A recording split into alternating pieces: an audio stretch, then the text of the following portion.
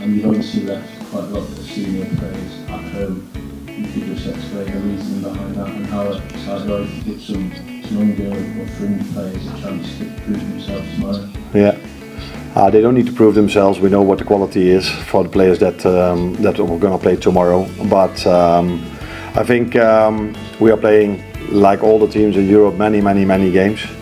And these players are ready. So all the ones that are left behind could have played tomorrow. But for the long term, so it doesn't tell you anything about the short term, so it doesn't tell us anything about the Saturday game.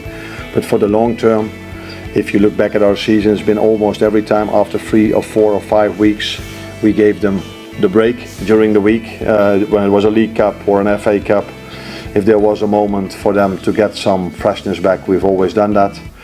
And it took me a while to understand this new format, but I always say when I think I'm 100% sure I use 99.9, but now I can say I'm 100% sure that it doesn't matter at all if we end up 1 or 2, because we will play 14, 15, 16 or 17, and then in the end it's a draw which of the teams we are going to face.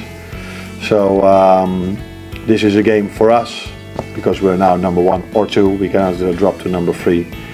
That has no importance of result coming to the league table, but a very wise man once said to me, I've never seen anything good coming from losing a football game, so we are not going into the game tomorrow trying to lose the game. We will do everything we can trying to win it, of course.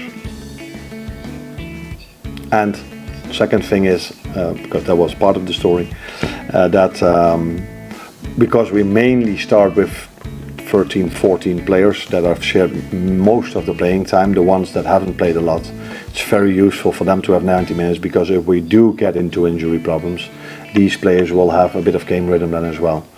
So it's a choice that we've made for the long term. It doesn't tell you anything about the results in the short term, but definitely it helps us for the long term.